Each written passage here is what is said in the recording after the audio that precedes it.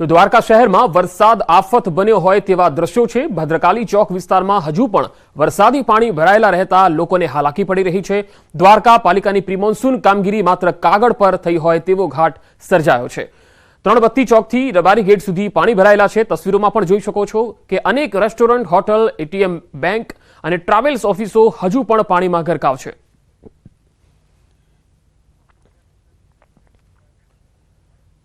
તો દ્વારકામાં વરસાદે વિરામ તો લીધો, પરંતુ હજુ પાણી ઓસર્યા નથી। દ્વારકાના મીઠાપુરમાં હજુ પાણી ભરાયેલા છે। તસવીરોમાં પણ જોઈ શકાય છે કે રહેણાંક વિસ્તારોમાં હજુ પાણી ભરાયેલા છે, જેના પગલે લોકોને અવરજવરમાં ખૂબ જ હાલાકીનો સામનો કરવો પડી રહ્યો છે। વરસાદી પાણી ભરાતા લોકો અવરજવર નથી કરી શકતા, કારણ કે મુખ્ય માર્ગો જળમગ્ન બન્યા છે। વાહનો પણ ખોટકાઈ રહ્યા છે।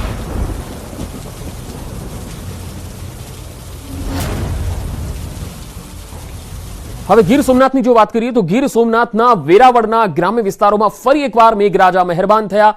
સતત ચોથા દિવસે મેઘરાજા મહેરબાન થયા છે। ગઈકાલે બપોર બાદ વરસાદે વિરામ લીધો હતો। આજે ફરી ધમાકેદાર શરૂઆત થઈ ગઈ છે। વેરાવળના નાબદ્રા, ઇન્દ્રોય, સોનારિયા સહિતના ગામોમાં છેલ્લા અડધો કલાકથી ધોધમાર વરસાદ પડી રહ્યો છે। સતત વરસતા વરસાદથી ખેડૂતો ચિંતિત બની ગયા છે।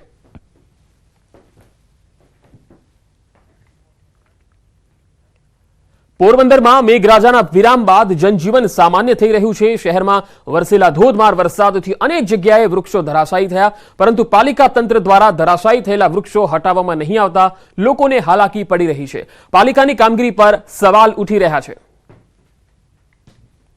પોરબંદર શહેર તેમજ ગ્રામ્ય પંથકોમાં શનિવારથી વરસાદે વિરામ લીધો છે ને હવે જનજીવન સામાન્ય થતું હોય તે પ્રકારના દ્રશ્યો છે તે સામે આવી રહ્યા છે। આપ અત્યારે જે દ્રશ્યો જે જોઈ રહ્યા છો, આ દ્રશ્યો છે પોરબંદર શહેરના ખોજાખાના વિસ્તારના દ્રશ્યો છે। ખાસ કરીને વાત કરવામાં તો જે પ્રમાણે ગુરુવાર અને શુક્રવારના રોજ ભારેથી અતિભારે વરસાદ વરસ્યો હતો। 600 mm થી પણ વધુ વરસાદ છે તે પોરબંદર શહેરની અંદર નોંધાયો છે। તેના કારણે અનેક વિસ્તારોમાં લોકોના ઘરોમાં પાણી છે તે ફરી વળ્યા હતા। સાથોસાથ વાત કરવામાં આવે તો અનેક જગ્યાએ વૃક્ષો ધરાશાયી થવાની જે બનાવો છે તે સામે આવ્યા હતા। ત્યારે અત્યારે આપ જે દ્રશ્યો જે જોઈ રહ્યા છો, આ દ્રશ્યો ખોજાખાના વિસ્તારના છે કે જ્યાં આ વૃક્ષ છે તે છેલ્લા 3 દિવસથી ધરાશાયી થયેલું જોવા મળી રહ્યું છે। જોકે નગરપાલિકા દ્વારા આ ધરાશાયી થયેલા વૃક્ષને અહીંથી હટાવવાની તસ્દી સુદ્ધા લેવામાં નથી આવી રહી।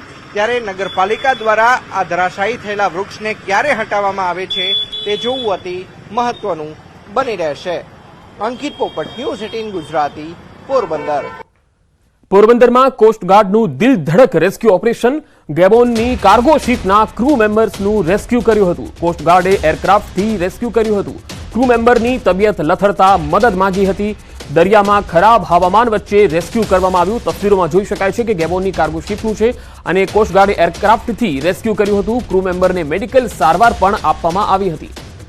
તો કોસ્ટગાર્ડે દિલ ધડક રેસ્ક્યુ ઓપરેશન, જેના દ્રશ્યો સામે આવ્યા છે। ગેબોનની કાર્ગો શિપના ક્રૂ મેમ્બરનું રેસ્ક્યુ કર્યું। વધુ માહિતી સાથે પોરબંદરથી સંવાદદાતા પ્રતિશ ચીલુ જોડાયા છે। પ્રતિશ, આ રેસ્ક્યુ ઓપરેશનને લઈને શું વધુ માહિતી આવી રહી છે? જી પંકજ, જે રીતે હાલમાં દરિયામાં જે ખરાબ હવામાન જોવા મળી રહ્યું છે, ત્યારે જે રીતે ભારતીય કોસ્ટગાર્ડને જે જાણકારી મળી હતી કે જે કાર્ગો શિપ છે ગેબોન દેશની, અને તેમાં જે ભારતીય મૂળના જે ક્રૂ મેમ્બર છે તેની તબિયત છે તે લથડી હતી, અને આને કારણે ભારતીય કોસ્ટગાર્ડે એરક્રાફ્ટ વડે જે દિલધડક રેસ્ક્યુ છે તે કર્યું છે, અને આ જે ક્રૂ મેમ્બર છે તેને પ્રાથમિક સારવાર આપી અને તેમને હોસ્પિટલ ખાતે રિફર કરવામાં આવ્યું છે અને વધુ સારવાર છે તે હાલ આપવામાં આવી રહી છે। પંકજ જી પ્રતિશ, આભાર માહિતી આપવા માટે। તો કોસ્ટગાર્ડનું આ દિલ ધડક રેસ્ક્યુ ઓપરેશન, જેની તસવીરો આવી રહી છે, અને ગેબોનની કાર્ગો શિપના ક્રૂ મેમ્બરનું રેસ્ક્યુ કરવામાં આવ્યું અને તેમને તબિયત લથડી હતી। તેમણે ખરાબ હવામાનની અસર વચ્ચે તેમની તબિયત લથડતા આ ક્રૂ મેમ્બરને મેડિકલ સારવાર આપવામાં આવી હતી।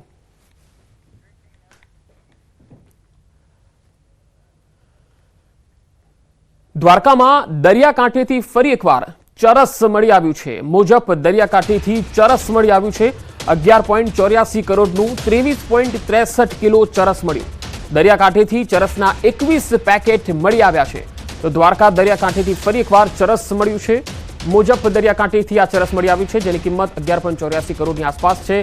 23.63 કિલો ચરસનો જથ્થો મળી આવ્યો।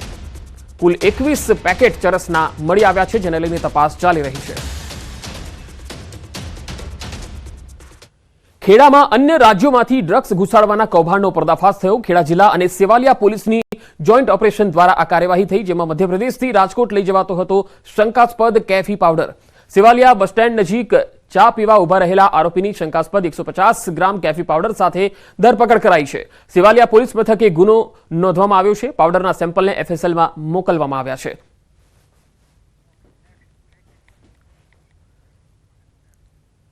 કોંગ્રેસના પૂર્વ MLA શિવાભાઈ ભુરિયાનું મોટું નિવેદન સામે આવ્યું. બનાસકાંઠાના થરાદમાં ખેંગારપુરામાં આયોજિત ચૌધરી સમાજના એક કાર્યક્રમમાં ભુરિયાએ આ નિવેદન આપ્યું છે, જેમાં તેમણે કહ્યું છે કે પરથી બટોળને લઈને આ નિવેદન છે. આવી બાબતો સમાજે વિચારવાની જરૂર છે. આવો સાંભળીશું કે શિવાભાઈ ભુરિયાએ શું કહ્યું.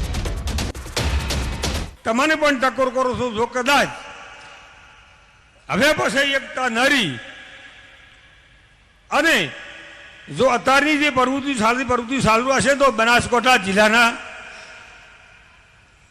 ઓજના સમાજને ભોગવવાનો વારો આવશે.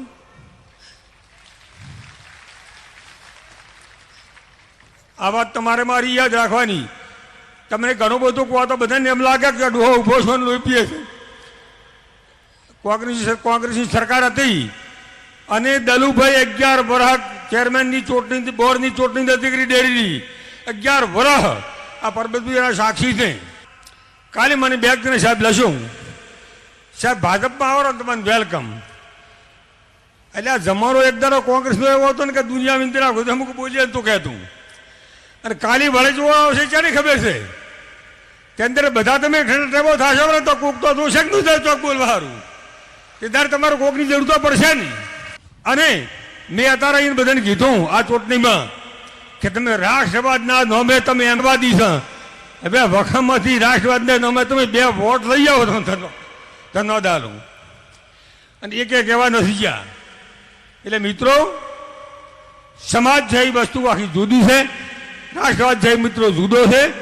ગમે હું ઝેર પીવું પડે પીવું પડે, પણ જ્યારે સમાજની વાત આવે ને ત્યારે કોઈ પણ વ્યક્તિને એક હાથથી હાથ મેળાઈ અને ખરેખર હાથે રહી અને પરિણામ કઈ રીતે આવે એ મિત્રો વિચારવું જોઈએ.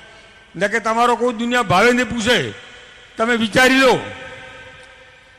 કે કેશિયાની આખી ચૂંટણીમાં રેખાબેનનું નામ જો નથી તો મારા માર્ગનું ઉદાહરણ તો શંકરભાઈ સાક્ષી રેખાબેને બેઠા પૂછો હતો ભાષણ કરવા ઉભા છે ને.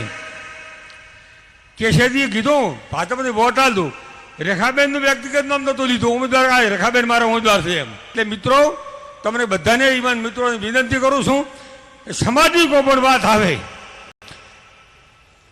કોઈ પણ વ્યક્તિને ગમે એવું ઝેર પીવું જોવે અને ઝેર પીને પણ સમાજની વિકાસ કઈ રીતે થાય, સમાજની એકતા કઈ રીતે જળવાય, આવી વાતમાં તમે નેરો તમારો કોઈ ભાવને પૂછે.